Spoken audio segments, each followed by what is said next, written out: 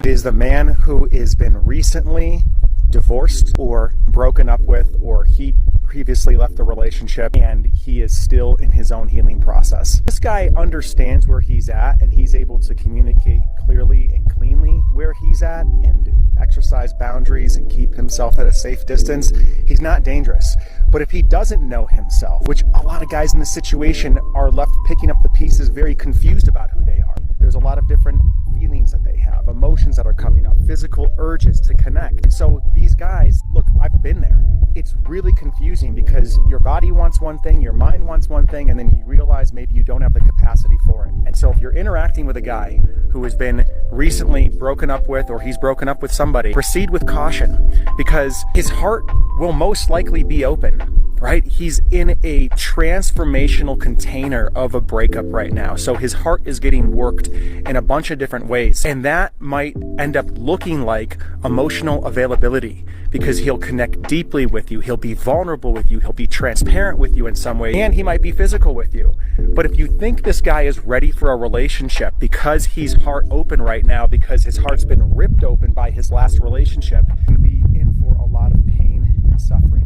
I see this happen with the female clients that I work with all the time, is they meet a guy who is relationship material in many ways, right? He's thinking about the other, his heart's open, and they think that it's going to turn into something. So in these types of situations, you might be coming across a guy that checks all the boxes, and you can see into his heart that he really is a good guy, but he might not have the capability right now to be able to go to the places that you want to go to consistently and progress in a way that allows you to feel safe. So have your boundaries up, get really clear on what you want, and do not settle for less.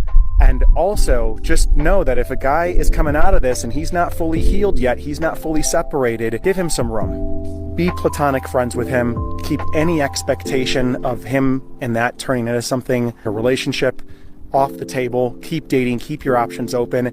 And when he's ready and healed, see if he reaches out at that point. Because there's so many of you that are stuck in a relationship with a man who's unavailable. He's either physically unavailable because he's married, emotionally unavailable, or he's just plain not wanting you and he's unavailable. And so there was a time when I was so in love with this, let's just say, gray-eyed DJ. If you read my book, then you know the story and you're very familiar with it. Now, I fell in love with this DJ, but here's the deal. When I asked him if he was married, he said no. We went out on a date, we went and played golf, and then while we were playing golf, I was like asking him more questions. So I wanted to know, like, do you have any kids? Do you were you in a relationship? And he was like very closed-lipped, right? So after the date, I felt something in my spirit didn't feel right. And then I looked him up, and at that time, MySpace was around, discovered that this man was a whole married man. So when he called me next time, I was like, yeah, you said you weren't married, but I discovered that you were married. And I have nothing to say to you. Take care of your situation, and then maybe we can talk. And he was like, no, I did take care of my situation. Like, we are in the process of divorce now. I live in a whole different place. We are separated. And y'all, I was so young and dumb. I believed the same thing that so many women who are stuck in relationships with married men believe. I am getting a divorce. I am not with her anymore. She treats me like crap. She cheated on me. She does this with my kids. Now, he didn't have any kids at the time, but it was all these things that made me feel like, oh my God, like, this is a jacked up situation for you. I get it. I went through a divorce, so I understand what it's like to be separated and get ready to go through a divorce. And then when he took me to his place, he had like his whole place, I thought. So the more I'm dating him, the more I'm falling for him. And then the shoe drops. I find out that he went back to living with his wife. And then for about 7 months, because my heart and my emotions was in it, it was like almost like I was addicted to him, if that made any sense. It's like the more I shame myself for being in the situation, because, I'm smart, I'm educated, I'm attractive, I have all these things going for me. How did I get myself in this situation? I am one of those women that I have judged. This is the reason why, ladies, just never judge anybody. I get it. There's some women who like they intentionally go after married men. And a lot of times those women have experienced sexual violations. A lot of them have serious emotional, mental issues and traumas. Okay. So I try not to judge anybody, but encourage them to work on healing themselves. But I felt so hard for this man that I believed what he was saying. I'm leaving. I'm working on the situation. So just the day when I decided that I was going to walk away, I was done. And this was probably about July, of that whole saga. We started dating, I want to say January. By July, I was like, you know what? I'm not doing this. Like, I don't know what's going on with you, but I'm not doing this. This doesn't feel right. And he said, please don't leave me. She's pregnant. And I'm like, she's pregnant? Yeah, she's carrying another man's baby. She cheated on me and the baby is not mine. That's terrible. I can't believe a woman would do something like that. I'm so sorry for your pain. I'm so sorry for what you're going through. He was like, if you just give me a few months, like I'm going to leave, I'm going to take care of the situation. All the while, I'm finding myself in this situation where I am becoming the chaser. Finding myself in a situation where sometimes he's not available. He's not answering his phone. Holidays will come around. He's not there. There was always an excuse. He's working. He's busy. He's tired. He's whatever it is. So then New Year's Eve of that year, he sends me a text after he left my house. And he says, the baby will be here within a month and it's mine. That's how I brought in the new year that year. Crying my eyeballs out. Heartbroken to the nth degree. Y'all, let me tell you something. I don't care how much a man spends on you. I don't care what he's telling you, the sob story that he's giving you, the excuses that he is rolling out for you on why he can't be with you. Because if he wanted to, he would. And if he would cheat on somebody else, no matter what their situation was like, then he will do the same thing to you. This man had a child and the child came out looking exactly like him. I don't think he ever thought it was anybody else's baby. I just think that that was a lie. He was telling me to keep me strung along. And maybe he had a conscience that day. I don't know. But I can tell you that that was one of the greatest heartbreaks I ever experienced. God would never send you somebody else's husband as your soulmate. Okay? So it feels passionate. It feels strong. It feels like something you can't walk away from because it's not supposed to be. It's not because it's your soulmate or any romantic stories you're telling yourself. So Diva, if you're in this situation, first forgive yourself, release the shame, and walk away. I hope that helps.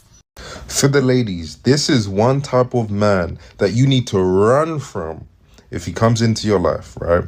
And it's the type of man who loves that you're an independent woman. Now, of course, respecting and appreciating what you're able to do for yourself, there's no problem with that. But you have to realize there's a little bit of a trick when men love that you're an independent woman. Because what he's essentially loving is the lesser amount of responsibilities that he'll have to take on. A lot of men love independent women because, well, that's less work, that's less responsibility. And the problem is there will come a time where you need to depend on your man. There will come a time where you need a man who is very responsible, very capable. And if you get with the type of man who loves the fact that you're independent so he doesn't have to be dependable, when that time comes, he will disappoint you. Unpopular opinion. Dating really only sucks when you are dating men who hate themselves and also hate you. Do you know what I mean? And I know that that's the majority of men. Like, I get it. But like once you start dating men, dating is so much fun. Like, we're having a ball, baby. We are literally living. I love this for us. So I know it's hard because everybody wants to bitch, moan, and complain. And there's a lot to bitch, moan, and complain about. But I just decided this year that I wasn't going to do that. Do you know what I mean? I told you already, like attracts like. So if I'm going to keep complaining about something, that means that on some level, I'm going to keep calling it in. And I don't want that. I don't want that. I want the princess treatment. I want the fun. I want the excitement.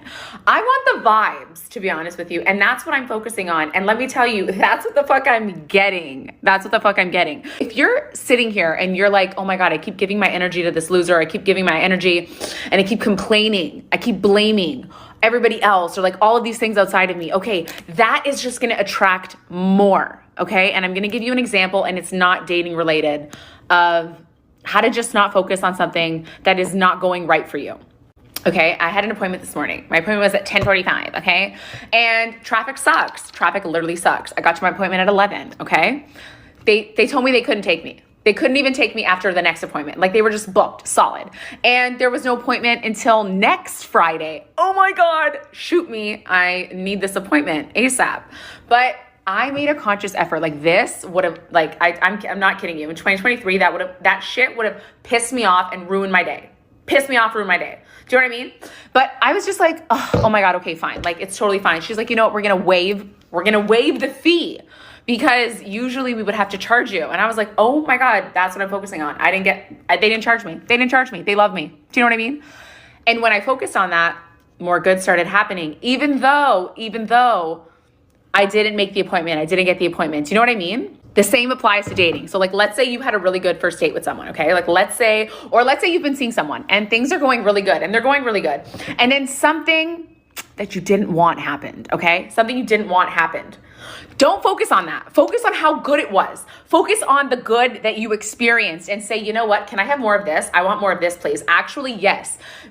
The fact that I experienced that is proof that I'm worthy of that. This is the beginning. This is the beginning of everything. You need to just be so focused on the good that is surrounding you and all of the good that is happening to you. And that's how you get more of it. That's how you get more of it. That's how you call more in. You have to be thankful for that experience. Don't focus on, it didn't work out, didn't pan out. It's okay. He's a loser. We know that. But like, it was a lot of fun, wasn't it? Like, you had a lot of fun, and you're going to continue to have a lot of fun, just probably with somebody else who's even more fun. Christian, I started dating a great guy, but he's pressuring me to be intimate. It's only been a few dates and I'm not ready. Okay, if he's counting down how many dates it takes to take you to the bedroom, you're not dealing with a man, you're dealing with a predator.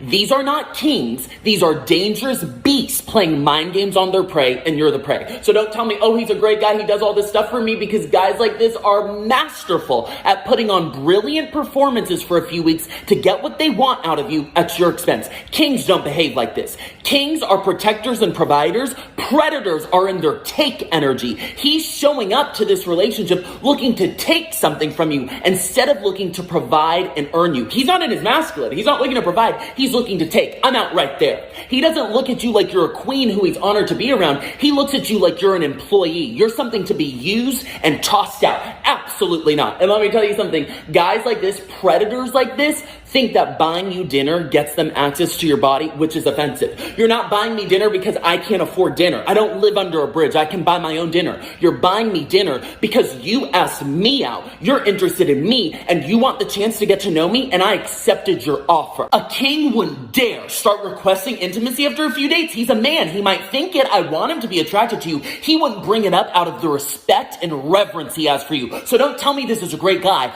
Awful. Where's the respect? I might get a lot of hate for saying this, but I'm gonna say it anyway. If you don't fucking unlearn every toxic behavior that you have, you're going to find yourself in the same types of relationships as the one that just broke your heart. You are the common factor in all of your relationships. So maybe it's time for you to do something about that.